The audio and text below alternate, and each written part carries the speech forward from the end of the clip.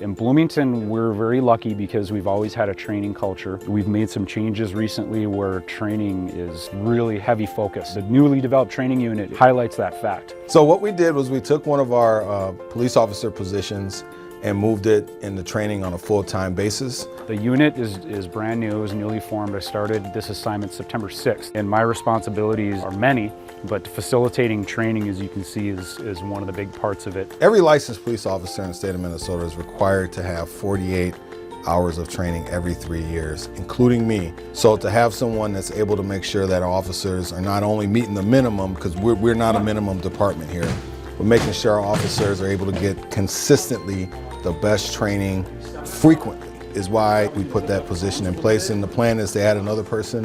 What sort of decisions are you going to make? How can we avoid using force? To a simple report writing scenario.